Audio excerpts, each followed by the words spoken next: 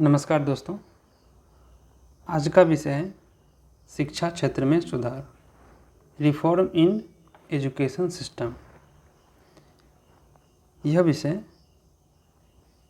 12 अक्टूबर 2022 को Indian express में प्रकाशित India @75 looking at 100 what India's education system needs लेख पर आधारित है। इसमें भारत की वर्तमान शिक्षा प्रणाली में सुधारों के बारे में चर्चा की गई है। इसके संदर्भ के बारे में बात करें तो वर्ष 2030 तक भारत में विश्व में सर्वाधिक युवा आबादी होगी।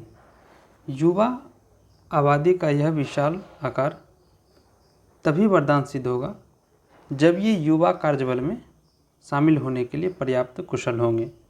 गुणवत्तापूर्ण शिक्षा इसमें प्रमुख भूमिका निभाएगी। लेकिन शिक्षा की वर्तमान स्थिति, उपयुक्त अवसंरचना की कमी, शिक्षा पर निम्न सरकारी व्यय अर्थात मात्र जीडीपी के 3.5% से कम है और छात्र शिक्षक अनुपात की विषमता। एकीकृत जिला शिक्षा सूचना प्रणाली के अनुसार राष्ट्रीय स्तर पर छात्र शिक्षक अनुपात प्राथमिक विद्यालयों के लिए 24:1 है। अर्थात 24 मतलब कि इनका मानना है, एकीकृत जिला शिक्षा सूचना प्रणाली के अनुसार राष्ट्रीय स्तर पर छात्र शिक्षा अनुपात प्राथमिक विद्यालयों के लिए 24 विद्यार्थियों पर एक शिक्षक होना चाहिए, जो अभी वर्तमान में ये पैमाना नहीं है। ठीक है, इस तरह की जो है प्रमुख चुनौतियों का सामना कर रही है। ठीक, इस प्रकार यह उपयुक्त समय है कि भारतीय शिक्षा प्रणाली को एक वैश्विक मानकों के अनुरूप बनाया जाए और ऐसा आधुनिक शिक्षण दृष्टिकोण को अपनाया जाए जो उत्तरदायी एवं प्रासंगिक हो। इसके अलावा राष्ट्रीय शिक्षा नीति 2020, नेशनल एजुकेशन पॉलिसी 2020 के उद्देश्यों को भी साकार किया जाए। ठीक, नेक्स्ट है राष्ट्रीय शिक्षा नीति की प्रमुख विशेषताएं। देखते हैं कि नेशनल एजुकेशन पॉलिसी 2020 का उद्देश्य है भारत को एक वैश्विक ज्ञान महाशक्ति बनाना है। उल्लेखनीय है कि स्वतंत्रता के बाद से भारत में शिक्षा के ढांचे में सुधार के अधिक प्रयास नहीं हुए हैं और यह इस क्रम में केवल तीसरा बड़ा सुधार ही है। इससे पूर्व की 2 शिक्षा नीतियां वर्ष 1968 और 1986 में लाई गई थी। इसका उद्देश्य एक खुली शिक्षा प्रणाली के माध्यम से 2 करोड़ स्कूली बच्चों को पुनः मुख्यधारा में वापस लाना है। मान्यता के एक नए ढांचे और सार्वजनिक निजी दोनों तरह के स्कूलों को विनियमित करने हेतु एक स्वतंत्र प्राधिकरण के साथ विद्यालयों का प्रशासन अब रूपांतरित हो जाएगा। 360 डिग्री समग्र प्रगति के कार्ड के साथ मूल्यांकन के तरीके में सुधार किया जाएगा और लर्निंग आउटकम की प्राप्ति के लिए छात्र प्रगति पर नज़र रखी जाएगी। इंटर्नशिप के साथ व्यावसायिक शिक्षा कक्षा 6 से शुरू होगी। ये है हमारी राष्ट्रीय शिक्षा नीति 2020 की मुख्य विशेषताएं। अब देखते हैं कि शैक्षिक सुधारों में हमारे भारत सरकार के द्वारा कौन सब इनिशिएटिव लाए गए हैं। देखिए, पहला है national programme on technology enhance learning, मतलब कि प्रौद्योगिकी वर्धन शिक्षा पर राष्ट्रीय कार्यक्रम लाया गया। सेकेंड है सर्व शिक्षा अभियान, जो आई थिंक 2005 में लाया गया था। प्रज्ञाता है मध्याह्न भोजन योजना, बेटी बचाओ बेटी पढ़ाओ, पीएम श्री स्कूल। ठीक है, ये हमारे सरकारों के द्वारा इनिशिएटिव लाया गया है जिससे शैक्षिक सुधार किए जा रहे हैं। ठीक, नेक्स्ट है भारत में शिक्षा क्षेत्र से संबंधित प्रमुख समस्याएं। मेंस के पॉइंट ऑफ व्यू से ये टॉपिक बहुत ही इंपॉर्टेंट हो जाता है कि हमारे एजुकेशन सिस्टम में क्या समस्याएं हैं, उसकी चर्चा यहाँ पे दी गई है। स्कूलों में पहला है स्कूलों में पर्याप्त बुनियादी ढांचा का अभाव है, मतलब पर्याप्त बुनियादी ढांचा का अभाव है, अर्थात स्कूलों में अपर्याप्त बुनियादी ढांचा है।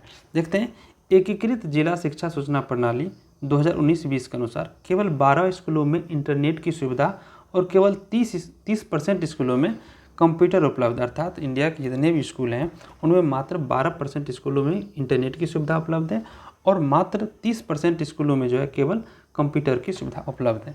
इनमें से लगभग 42% स्कूलों में फर्नीचर की कमी थी, 23% स्कूलों में बिजली की कमी थी, 22% में शारीरिक रूप से जो निःशक्त व्यक्ति होते हैं उनके लिए रैंप की कमी थी, मतलब रैंपिंग होती है ना व्यक्ति को चढ़ने उतरने के लिए, उसकी कमी थी। और 15% में जल, सफाई एवं स्वच्छता जैसे हाइजीन सुविधाओं की कमी थी। इस तरह की चीज़ें थी। नेक्स्ट है उच्च ड्रॉप आउट दर। इसको देखते हैं उच्च ड्रॉप आउट दर क्या होता है। भारत और प्राथमिक और माध्यमिक स्तरों पर विद्यालय छोड़ने की दर बहुत अधिक है। 6 वर्ष से 14 वर्ष आयु के वर्ग के अधिकांश छात्र अपनी शिक्षा पूरी करने से पहले स्कूल छोड़ देते हैं। इससे वित्तीय और मानव संसाधनों की बर्बादी की स्थिति बनती है। राष्ट्रीय परिवार स्वास्थ्य सर्वेक्षण अर्थात national family health survey NFHS 5 के अनुसार 2019-20 के स्कूल वर्ष से पहले 6 से 17 आयु वर्ग की लगभग 21% लड़कियों और 35% लड़कों स्कूल छोड़ने के पीछे का मुख्य कारण उसमें क्या बताया गया कि पढ़ाई में रुचि का ना होना। इसमें 21% लड़के थे और 35% लड़कियों को स्कूल छोड़ने का 21% लड़कियों का और 35% लड़कों का स्कूल छोड़ने का मुख्य कारण बताया कि पढ़ाई में रुचि का ना होना। ठीक है। नेक्स्ट है ब्रेन ड्रेन की समस्या। IIT और IIM जैसे शीर्ष संस्थानों में प्रवेश पाने के लिए कड़ी प्रतिस्पर्धा के कारण भारत में बड़ी संख्या में छात्रों के लिए चुनौतीपूर्ण शैक्षणिक वातावरण का निर्माण किया गया है। इससे फिर वे शिक्षा के लिए क्या करते हैं, विदेश जाना पसंद करते हैं, जिससे देश अच्छी प्रतिभा से वंचित हो जाता है, क्योंकि वो विदेश में पढ़ते हैं, वहीं इंटर्नशिप होती है, वहीं रह जाते हैं, वहीं अपनी जॉब करते हैं, इस तरह की चीज़, जिससे क्या होती है देश की अच्छी प्रतिभा वंचित हो जाती, देश अच्छी प्रतिभा से वंचित हो जाता है। भारत में निश्चित रूप से शिक्षा का मात्रात्मक विस्तार हुआ है, लेकिन गुणात्मक मोर्चे पर जो किसी छात्र के नौकरी पाने के लिए आवश्यक है, क्या गुणात्मक मोर्चे पर यह पिछड़ा हुआ है। नेक्स्ट है बड़े पैमाने पर निरक्षरता। शिक्षा के संवर्धन पर लक्षित संवैधानिक निर्देशों और प्रयासों के बावजूद लगभग 25% भारतीय अभी भी निरक्षर हैं, जो उन्हें सामाजिक और डिजिटल रूप से वंचित करता है। भारतीय भाषाओं पर पर्याप्त ध्यान का अभाव अर्थात भारतीय भाषाएं अभी भी अविकसित अवस्था में, विशेष रूप से विज्ञान विषयों में शिक्षा का माध्यम अंग्रेजी है, जिसके परिणाम स्वरूप ग्रामीण क्षेत्रों के लिए असमान अवसर की स्थिति बनती है। इसके साथ ही भारतीय भाषाओं में मानक प्रकाशन उपलब्ध नहीं है। नेक्स्ट है तकनीकी और व्यावसायिक शिक्षा का अभाव। हमारी शिक्षा प्रणाली मुख्यतः सामान्य प्रकृति की है।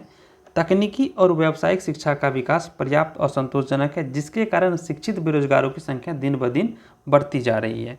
अब वहनीय सामर्थ्य, मतलब ग्रामीण स्तर पर निम्न आय के कारण शिक्षा को प्राथमिकता नहीं दी जाती है। जागरूकता एवं वित्तीय स्थिरता की कमी के कारण कई माता पिता शिक्षा को निवेश के बजाय खर्च के रूप में देखते हैं। वे बच्चों को शिक्षा दिलाने के बजाय उनके बच्चे को काम करें और पैसे कमाएं, उस पर फोकस करते हैं। उच्च शिक्षा के मामले में आसपास अच्छे संस्थानों की कमी छात्रों को शहरों का रुख करने के लिए विवश करती है, जिससे अभिभावकों का खर्च बढ़ जाता है। सामर्थ्य की इस समस्या के कारण नामांकन की निम्न दर जैसा परिणाम प्राप्त होता है। लिंग असमानता। देखिए, समाज में पुरुषों और महिलाओं दोनों के लिए शिक्षा के अवसर की समानता सुनिश्चित करने के लिए सरकार के प्रयासों के बावजूद भारत में महिलाओं की साक्षरता दर विशेष रूप से ग्रामीण क्षेत्रों में अभी भी बद से बदतर है। नेक्स्ट है संयुक्त राष्ट्र बाल कोष यूनिसेफ के अनुसार गरीबी और स्थानीय सांस्कृतिक कुप्रथाएं अर्थात कन्या भ्रूण हत्या, दहेज और कम उम्र में विवाह पूरे भारत में शिक्षा क्षेत्र में लैंगिक असमानता का निर्माण में बड़ी भूमिका निभाती है।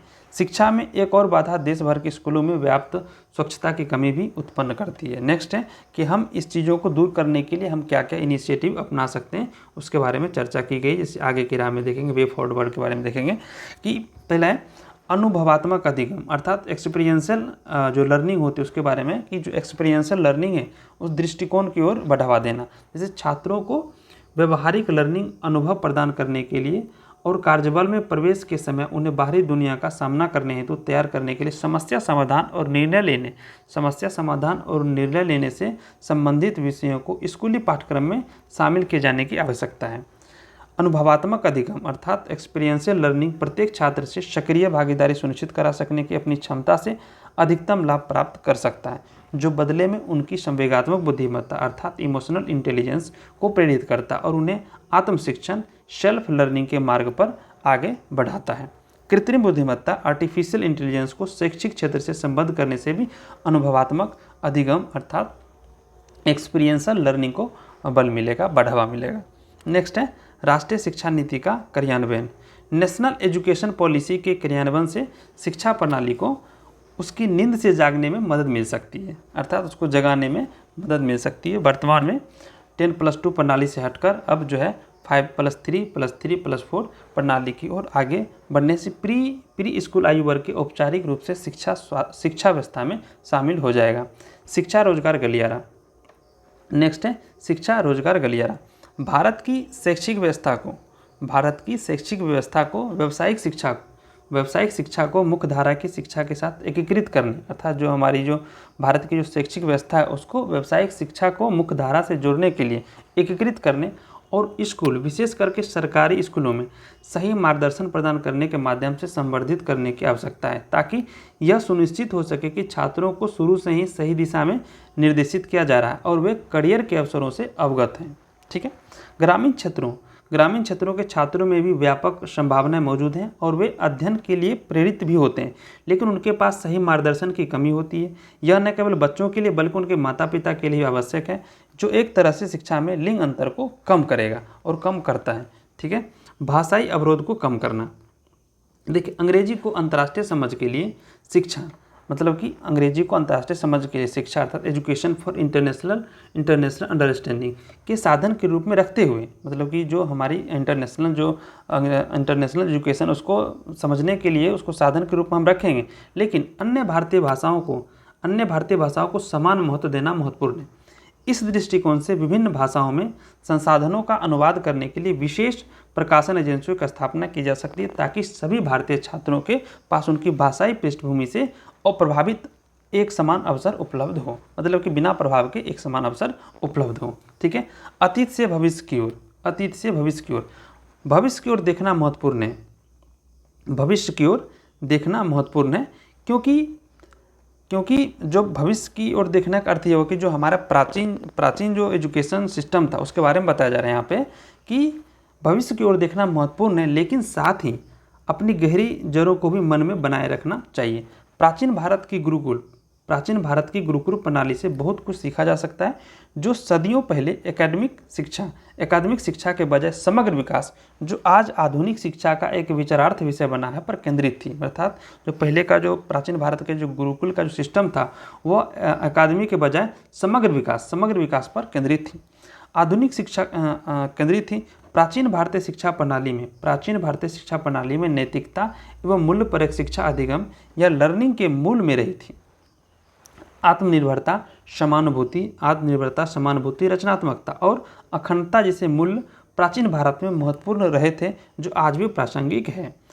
प्राचीन काल में शिक्षा मूल्यांकन विषयगत ज्ञान के वर्गीकरण तक ही सीमित नहीं था। प्राचीन काल में जो था शिक्षा मूल्यांकन विषयगत ज्ञान के वर्गीकरण तक ही सीमित नहीं था। छात्रों का उनके द्वारा सीखे गए कौशल और वास्तविक जीवन स्थितियों में व्यवहारिक ज्ञान को आजमा सकने की क्षमता के आधार पर मूल्यांकन किया जाता था। आधुनिक शिक्षा प्रणाली को भी मूल्यांकन की ऐसी ही एक प्रणाली तैयार करनी चाहिए। ठीक है। आज का हमारा विषय यहीं पे समाप्त होता है। मिलते हैं एक नेक्स्ट वीडियो में, तब तक के लिए थैंक यू। अगर हमारे चैनल को आप सब्सक्राइब नहीं किए तो सब्सक्राइब कीजिए, अपने दोस्तों को भी शेयर कीजिए और इस सेशन को लाइक कीजिए। ठीक है। मिलते हैं नेक्स्ट वीडियो में, तब तक के लिए थैंक यू।